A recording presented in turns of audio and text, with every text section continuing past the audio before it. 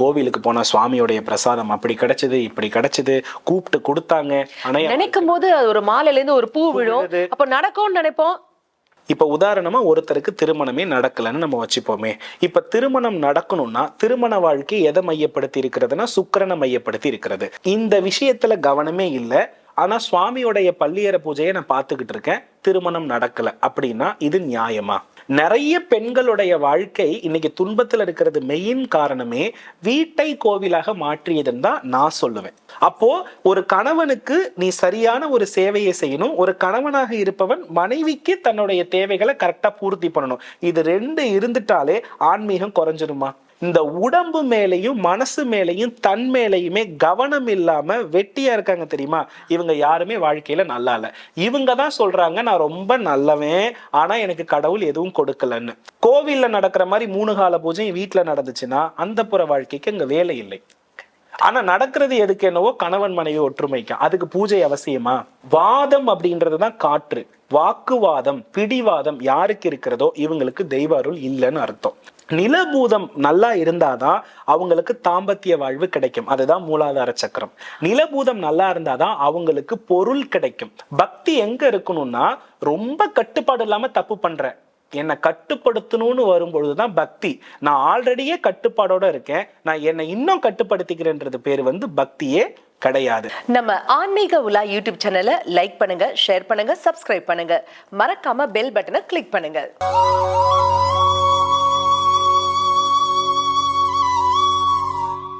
ஆன்மீக உலா அன்பு நேயர்களுக்கு இனிய வணக்கம். வாழ்க்கையில ஏதாவது ஒரு பிரச்சனை இருக்கா, நேர கோயிலுக்கு போ, கேளுங்கள் கொடுக்கப்படும், தட்டுங்கள் திறக்கப்படும் அப்படின்லாம் சொல்றாங்களே, கேக்குறோம் கொடுக்கப்படுதா? தட்டுறோம், திரும்பி கூட யாருமே பார்க்க மாட்டேன்றாங்களே, இது ஏங்க?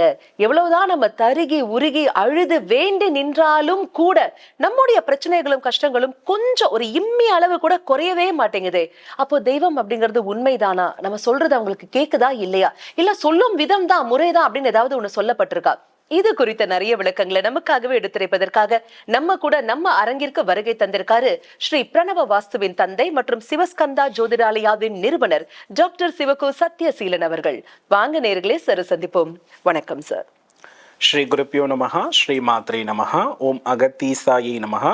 இறையடியார்கள் அனைவருக்கும் அன்பான வணக்கங்கள். வணக்கம்மா. சார், வாழ்க்கையில ஒரு பிரச்சனையா மனுஷங்களெல்லாம் நம்பாதப்பா, தெய்வமே திக்கத்தவனுக்கு தெய்வமே துணை அப்படின்னு சொல்ற மாதிரி ஓடி போய் கோவில்ல சாமி கிட்ட சொல்லுங்க, அவங்க எல்லாம் செய்வாங்க அப்படின்றாங்க. நாங்க இங்க ஓடுறோம் அங்க ஓடுறோம், இருக்கிற எல்லா சாமியும் போயிட்டு வந்துட்டோம் சார், ஆனா பிரச்சனை மட்டும் குறையவே மாட்டேங்குதே. அப்போ இறைவன் அப்படிங்கறத நிஜமா இருக்காங்களா இல்லையானே ஒரு கேள்விக்குறி வருது இல்லைங்களா? ஏன்னா வலிக்கிறவனுக்கு தான் தெரியும் அந்த வலியினோட இன்டென்ஸ் எப்படி இருக்கு அப்படிங்கிறது இல்லைங்களா? சோ ஏன் நாங்க கேட்கறது நடக்க மாட்டேங்குது, இல்ல நாங்க கேட்கிற முறைதான் தப்பா? சொல்லுங்க சார். அதாவதுமா, ஒரு மனிதருடைய வாழ்க்கையில இயல்பாகவே தெய்வ வழிபாடு ஒரு மனிதனுடைய விதியை மாற்றும்னு கேட்டா மாற்றும். அது அவரவர்களுடைய நம்பிக்கையை பொறுத்தது. இப்ப உதாரணமா, நம்ம பைப்ல வீட்டுல தண்ணி வரல.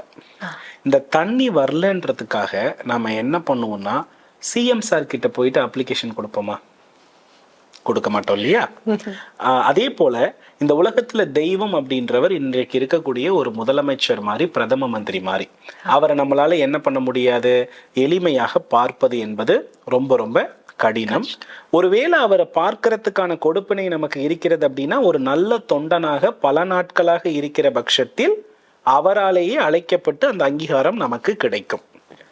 அந்த தொண்டன் எப்படி இருக்கணும்னா எந்த விதமான சுயநலமும் இல்லாமல் அவருடைய கொள்கையை சரியாக பரப்புகின்ற பட்சத்தில், நேர்மையாக இருக்கின்ற பட்சத்தில் அந்த அங்கீகாரம் கிடைக்கும் இல்லையா? இப்படிதான் கடவுளுக்கும் நமக்கும் இருக்கக்கூடிய ஒரு மெயினான விஷயம். முதல்ல கடவுள் இவன் நமக்கு சரியானவனா, உண்மையான பக்தனா, எதிர்பார்ப்பில்லாத பக்தியா என்பதை தான் முதல்ல என்ன பண்ணுவார்னா செக் பண்ணுவார். இதெல்லாம் செக் பண்றதுக்குள்ள நாங்க வாழ்க்கையோட கடைசிக்கே போயிடுவோம். அதையும் நான் சொல்றேன், என்ன காரணம்ன்றதையும் நான் சொல்றேன். ஒரு விஷயம் நம்ம புரிஞ்சுக்கணுமா, நிறைய பேர் நீங்க சொல்ற மாதிரி என்கிட்ட சொல்லுவாங்க, சஷ்டி விரதம் இருக்கேன், கிருத்திகை விரதம் இருக்கிறேன், கோவிலுக்கு போனா சுவாமியோடைய பிரசாதம் அப்படி கிடைச்சது இப்படி கிடைச்சது, கூப்பிட்டு கொடுத்தாங்க. ஆனா நினைக்கும் போது ஒரு மாலையில இருந்து ஒரு பூ விழும், அப்ப நடக்கும்னு நினைப்போம். எல்லாம் ஓகே தான். இந்த இடத்துல நம்ம ஒரு விஷயத்தை புரிஞ்சுக்கணும். ஒரு டம்ளர்ல தண்ணீர் நிரம்ப இருக்கிறது. இத நம்ம மேலும் அதுல தண்ணீர் விட்டா அது என்ன ஆகும்? கீழே போகும். ஒரு டம்ளர் காலியா இருக்கிறது, அதுல தண்ணீர் விடும் பொழுது அது தேவையான அளவு நிரம்பும் இல்லையா? இப்ப நன்றாக ஒரு விஷயம் புரிஞ்சுக்கணும், பக்தி பெருக்கு அப்படின்றது நமக்கு நிறைய இருக்கிறது. ஆனா நமக்கு தேவையான விஷயத்த எல்லாத்தையுமே பக்தியிலேயே தேடிக்கிட்டு இருக்கிறது சரியான முறைய இருக்குமா? உதாரணமா நான் சொல்றேன், நிரம்பி இருக்கிறத விட்டுட்டு நிரம்பாம இருக்கிறதுல தானே நம்ம கவனத்தை செலுத்தணும். இப்ப உதாரணமா ஒருத்தருக்கு திருமணமே நடக்கலன்னு நம்ம வச்சுப்போமே. இப்ப திருமணம் நடக்கணும்னா திருமண வாழ்க்கை எதை மையப்படுத்தி இருக்கிறதுனா சுக்கிரனை மையப்படுத்தி இருக்கிறது. சுக்கிரன் அப்படின்றவர் யாருன்னா அவர் தான் அழகு, கவர்ச்சி, உணவு, இதுக்கெல்லாம் அதிபதி. ஒருவன் தன்னை அழகாகவும் கவர்ச்சியாகவும் சிறப்பாகவும் வைத்து கொண்டால் அவருக்கு பெண் ஈர்ப்பு என்பது இயல்பாக வருமா வராதா? வரும். அப்போ அதை ஃபோக்கஸ் பண்ணணும்னா அதற்கு அவர் உடற்பயிற்சி செய்யணும், உணவுல கவனம் செலுத்தணும், தூங்கணும். இந்த விஷயத்துல கவனமே இல்லை. ஆனா சுவாமியோடைய பள்ளியற பூஜையை நான் பார்த்துக்கிட்டு இருக்கேன், திருமணம் நடக்கல அப்படின்னா இது நியாயமா? சார், சல்மான் கானுக்கே கல்யாணம் நடக்கல சார். அதாவதுமா, வாழ்க்கையில அங்கீகரிக்கப்பட்ட திருமணம் அப்படின்றது வேறு, வாழ்க்கையில அனுபவித்தல் அப்படின்றது வேறு.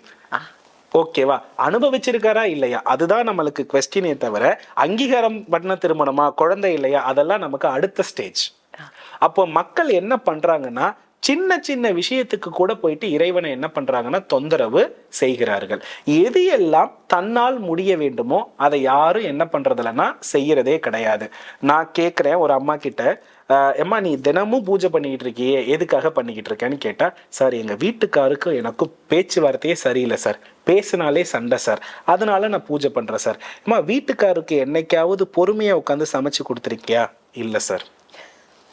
குடும்பத்தோட உட்காந்து கலந்து பேசியிருக்கீங்களா? இல்லை சார். சினிமா போயிருக்கீங்களா? இல்லை சார். அப்போ ஒரு இயல்பான அந்த குணம் இருக்கு இல்லையா, அந்த உலகியல் வாழ்க்கைக்கு தேவையான இன்பங்கள் இருக்கு இல்லையா, இதுல எதிலையுமே கவனம் செலுத்தாம ஆன்மீகத்திலேயே கவனம் செலுத்தும் பொழுது இங்க என்ன நடக்கும் அப்படின்னா, இந்த இயல்பான வாழ்வியல் முறை நிறைய பாதிக்கப்படும். கரெக்ட். எல்லா இடத்துலையுமே பாதிக்கப்படும். நிறைய பெண்களுடைய வாழ்க்கை இன்னைக்கு துன்பத்தில் இருக்கிறது மெயின் காரணமே வீட்டை கோவிலாக மாற்றியதுன்னு தான் நான் சொல்லுவேன். காரணம் என்னன்னா, ஒரு காலகட்டத்துல வீட்டுல செவ்வாய் வெள்ளிக்கிழமைனா விளக்கேற்றிட்டு சாப்பாடு, சமையல், தூக்கம், குழந்தைகளை பார்ப்பது இது மட்டுமே பொறுப்பாக இருக்கின்ற வரையிலும் அவர்களுக்கு எந்த பிரச்சனையுமே வரல. இப்போ எல்லாத்திற்குமே தெய்வத்திடம் போய் சரணடையும் பொழுது அந்த தெய்வம் இந்த மாதிரி விஷயம் எல்லாம் நாமால் அனுபவத்துல கத்துக்கிட்டு மாத்திக்க வேண்டிய விஷயம், அதுக்குமா போய் பரிகாரம் பண்ற மாதிரி இருக்கும்? அப்ப இந்த இடத்துல என்னன்னா, நிரம்ப இருப்பது உங்களுக்கு ஆன்மீகம், அதையே போயிட்டு நீங்க என்ன பண்றீங்கன்னா திரும்ப திரும்ப திரும்ப திரும்ப செய்றீங்க. ஆனா சுவாமி என்ன சொல்றாருன்னா, அவர் பள்ளியற பூஜையை பார்த்தாவது நீ திருந்துன்னு சொல்றாரு. அப்போ ஒரு கணவனுக்கு நீ சரியான ஒரு சேவையை செய்யணும். ஒரு கணவனாக இருப்பவன் மனைவிக்கு தன்னுடைய தேவைகளை கரெக்டா பூர்த்தி பண்ணணும். இது ரெண்டு இருந்துட்டாலே ஆன்மீகம் குறைஞ்சிருமா? என் அனுபவத்துல சர்வே பண்ண வரையும் ஆன்மீகம் ரெண்டு விஷயத்துக்கு மட்டும்தான் உச்சபட்சமாகுது. சாதாரணமான இல்லறம், தாம்பத்தியம், கணவன் மனைவிக்குள்ள இருக்கக்கூடிய நெருக்கத்தில் இருக்கிற பிழைவை அவங்க வெளிப்படையா சொல்ல முடியாம பெண்கள் எல்லாம் ஆன்மீகத்தை தொடுறாங்க நல்லா இருக்கணும்னு. ஒரு ஆண்மகன் பொருளாதார வாழ்க்கையில தன்னுடைய உடலையும் மனதையும் தெளிவுபடுத்துறத விட்டுட்டு கடவுள் தான் செய்வார், கடவுள் தான் செய்வார்னு தான் செய்ய வேண்டிய கடமைகள் அனைத்தையுமே விட்டுட்டு கடவுள் கொடுக்கல கடவுள் கொடுக்கலன்னு கடவுள் மேல கம்ப்ளைண்ட் போடுறாரு. ஒரு மனிதனுக்கு கண்டிப்பா செய்ய வேண்டிய கடமைகள் இருக்கிறது. என்ன கடமைனா, காலையில எழுந்திருக்கணும், உடற்பயிற்சி செய்யணும், மனதை ரொம்ப புத்துணர்ச்சியா வச்சுக்கணும், ஆரோக்கியமான உணவு இருக்கணும், நல்ல தூக்கம் இருக்கணும், இதெல்லாம் கடமை. இதுல பிரச்சனையை வச்சுக்கிட்டு தெய்வம் என்ன கோடீஸ்வரனாக்கல ஒரு நாள்லன்னு போய் கடவுள்கிட்ட கேட்டா என்னம்மா செய்வாரு தெய்வம்? கோடீஸ்வரனாக்கலன்னு கேட்கல சார், ஒரு வேலையே இல்லையே அப்படின்னு தானே கேட்கிறோம். எல்லாத்துக்கும் நாம தான் காரணம்னு சொல்றேன் சார். என்கிட்ட ஆரோக்கியமான லைஃப் ஸ்டைல் எல்லாம் இருக்கு சார், ஆனா நான் வேலை இல்லாம இருக்க சார்னு ஒருத்தரை சொல்லுங்க. வேலை இருந்தாலே இதெல்லாம் ஆட்டோமேட்டிக்கா வருமே சார்? இதெல்லாம் பண்ணினாதான் வேலையே வரும், இதெல்லாம் பண்ணினாதான் அந்த பர்ஃபெக்டே வரும். இதெல்லாம் பண்ணும்பொழுதுதான் இன்னும் ஒருவரால் நீங்க அங்கீகரிக்கப்படுவீங்க. ஒரு உயர்ந்த வேலை சோத்துக்கே வழி இல்ல. ஒரு விஷயத்த நல்லா புரிஞ்சுக்கணுமா, நான் நிறைய ஜாதகங்களை அலைசி, இந்த 90 கிட்ஸ்னு ஒரு கேட்டகரி இருக்கு தெரியுமா, இதுல நம்ம நல்லா கவனிச்சு பார்த்தோம்னா இதுல நல்லா இருக்கவங்க என்ன பண்றாங்க, நல்லா இல்லாதவங்க என்ன பண்றாங்கன்றத நான் நிறைய பரிசீலனை பண்ணி பார்த்துட்டேன். நல்லா இருக்கிற அத்தனை பேருமே தன்னுடைய சுயநலமா தன்னுடைய உடம்பை பார்த்துக்கிறதுல ரொம்ப தெளிவா இருக்காங்க. வாழ்க்கையை ரொம்ப அழகா அனுபவிச்சு போயிட்டு இருக்கிறாங்க. இந்த உடம்பு மேலையும் மனசு மேலையும் தன் மேலையுமே கவனம் இல்லாம வெட்டியா இருக்காங்க தெரியுமா, இவங்க யாருமே வாழ்க்கையில நல்லா இல்ல. இவங்க தான் சொல்றாங்க நான் ரொம்ப நல்லவன், ஆனா எனக்கு கடவுள் எதுவும் கொடுக்கலன்னு. ஒருவேளை உன்னுடைய உடம்பு, உன்னுடைய மனசு, உன்னுடைய செயல்ல தகுதியா இருந்தா உங்களுக்கும் அந்த லவ் வரும், உங்களுக்கும் அந்த கேர்ள் ஃப்ரெண்ட் கிடைக்கும், உங்களுக்கும் அந்த வாழ்க்கையில எல்லா இன்பமும் வரும். நோட் பண்ணுங்கப்பா, நோட் பண்ணுங்க. இதை எதையுமே பண்ணாம நான் வந்து எந்த பொண்ணையுமே நிமிர்ந்து பார்க்க மாட்டேன் அப்படின்னா, நீ எதையுமே பண்ணல, அதனால நிமிர்ந்து பார்க்கல, உனக்குள்ள ஒரு தாழ்வு மனப்பான்மை இருக்குது. இதை சரி செய்த அத்தனை பேருமே நல்லா இருக்காங்க. 2K கிட்ஸ்னு இருக்காங்க. இதை எல்லாத்தையுமே கரெக்டா பண்ணிட்டு இருக்காங்க. லைஃப் ஸ்டைல் சூப்பரா போயிட்டு இருக்கிறது. Super sir. அப்போ இந்த இடத்துல ஒரு விஷயம், அடிப்படை கடமைகளை தவிர்த்துட்டு தேவையில்லாத விஷயத்தை எல்லாத்தையுமே போய் கடவுளிடம் கேட்கும் பொழுது அது நிறைவேறாது. கரெக்ட்.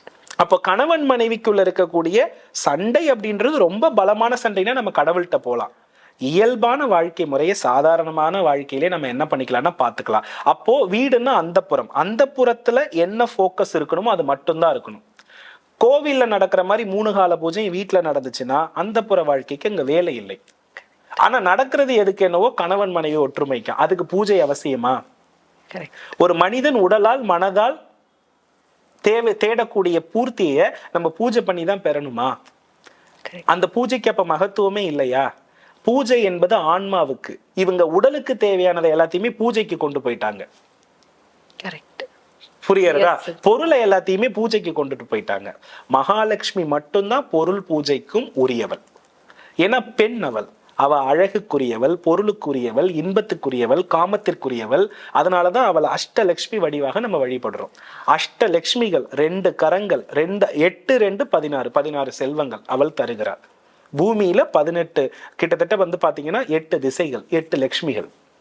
அதனால வந்து பாத்தீங்கன்னா ஒரு பெண்ணை நல்லா புரிஞ்சுக்கணும்.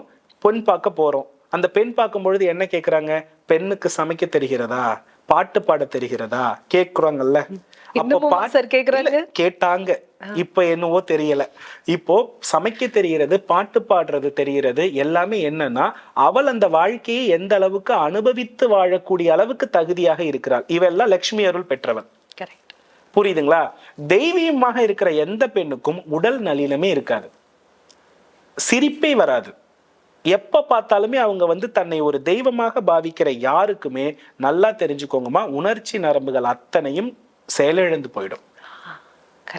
பல வகுப்புகள் எடுத்த பொறுப்பு எனக்கு இருக்கிறது. மாதத்திற்கு 2 3 அத்தனையுமே பெண்கள் தான் நிறைய பேர் வராங்க. இவர்களுடைய விஷயத்தை அடித்தளத்துல போய் இவங்க பக்தியை போய் செக் பண்ணி பார்த்தோம்னா, கணவனுடைய அன்பு, கணவனுடைய நெருக்கம், அதுக்குதான் பக்தி இருக்கு.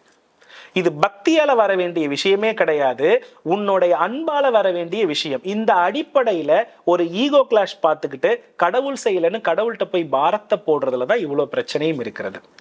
பக்தியை விட்டுட்டு புத்தியை யூஸ் பண்ணு அப்படின்னு சொல்றீங்க. அவ்வளவுதான். Correct sir. ஒரு குட்டி குழந்தை கூட பாத்தீங்கன்னாக்கா ஒரு பொம்மை வேணும்னா தன்னால முடிஞ்ச வரைக்கும் போய் அதை எடுக்கிறதுக்கு ட்ரை பண்ணும். தேவையில்லாம அம்மா அப்பாவால டிஸ்டர்ப் பண்ணாது.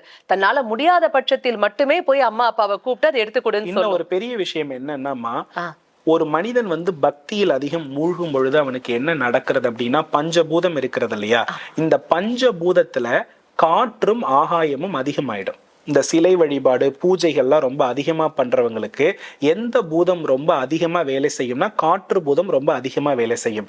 காற்றும் ஆகாயமும் மூளையை குறிக்கக்கூடிய பூதங்கள், அதாவது தேர்ட் ஐ ஓப்பன். இவங்களதான் ஓவர் திங்கர்னு சொல்றோம். நீங்க யாரெல்லாம் பாருங்க பூஜை பண்ணி ஒருத்தவங்க லைஃபை நல்லா வாழாம இருக்காங்கன்னா இவங்க அனைவருமே ஓவர் திங்கரா இருப்பாங்க, கம்ஃபர்ட் ஜோன்ல இருப்பாங்க, வீட்டை விட்டு வெளியே போகாதவங்களா இருப்பாங்க, எல்லாத்துலயுமே குற்றம் கண்டுபிடிக்கிறவங்களா இருப்பாங்க, ஃபுல் நெகட்டிவ் பர்சனா இருப்பாங்க. ஆனா பாசிட்டிவான சிம்பிள்ஸ் எல்லாம் போட்டிருப்பாங்க. இதுலயே தான் பல சண்டைகள் வரும். உண்மையாகவே நீங்க கடவுள் அருள் உள்ளவரா இருந்தா உங்களுக்கு கோபமே வரக்கூடாது. அதுதான் உண்மையான பக்தி. வாதம் அப்படின்றதுதான் காற்று. வாக்குவாதம், பிடிவாதம் யாருக்கு இருக்கிறதோ இவங்களுக்கு தெய்வ அருள் இல்லைன்னு அர்த்தம். சமயோசித புத்தி யாருக்கு இருக்கிறதோ, பொறுமை யாருக்கு இருக்கிறதோ இவங்களுக்கு தெய்வ பக்தி உண்டுன்னு அர்த்தம். படையப்பா படம் வந்துச்சு இல்லையா, நீலாம்பரியை நம்ம எடுத்துக்கலாம், அது வாதத்திற்குரிய கேரக்டர். சௌந்தர்யாவை எடுத்துக்கலாம், அது பொறுமையுடைய கேரக்டர். யாருக்கு என்ன கிடைச்சதுன்னு படத்தினுடைய கருத்தியலே நீங்க என்ன பண்ணிக்கலாம்னா தெரிஞ்சுக்கலாம். இது ஒரு எக்ஸாம்பிளுக்காக சொல்ல வரேன். அப்போ இதுல என்ன நடக்குதுன்னா, இந்த ஆகாய பூதம் செயல்பட நிலபூதம் வந்து டீஆக்டிவேட் ஆயிடும். நிலபூதம் நல்லா இருந்தாதான் அவங்களுக்கு தாம்பத்திய வாழ்வு கிடைக்கும். அதுதான் மூலாதார சக்கரம். நிலபூதம் நல்லா இருந்தாதான் அவங்களுக்கு பொருள் கிடைக்கும். அதுதான் வந்து மூலாதார சக்கரம். அதனாலதான் பூமிக்குள்ள இருக்கக்கூடிய தங்கமும் வைரமும் உணவுகளும் பூமி தான் கொடுக்குது. பூமியில நிறைய சத்துக்கள் இருக்கிறது, மனித உடம்பிலும் அதே சத்துக்கள் இருக்கிறது இல்லையா? அதுல ஜிங்க் இருக்கு, நம்மகிட்டயும் இருக்கு. அதுல பொட்டாசியம் இருக்கு, நம்மகிட்டயும் இருக்கிறது. அதுல என்னென்ன சத்துக்கள் இருக்கோ அத்தனையும் நமக்கு இருக்கிறது. அப்போ ஒருத்தவங்க அன்பாக இல்லறத்தில் தாம்பத்தியத்திலிருந்து எல்லாம் நல்லா வாழணும்னா சத்துள்ள உணவுகளை தானே சாப்பிடணும். அப்பதானே அந்த உணர்வுகள் வேலை செய்யும், அப்பதானே மகிழ்ச்சி இருக்கும். ஒவ்வொரு விட்டமின்ஸோடைய டெபிஷியன்சியும் ஒவ்வொரு மூடையும் அஃபெக்ட் பண்ணுதுன்னு நம்ம சொல்றோம் இல்லையா?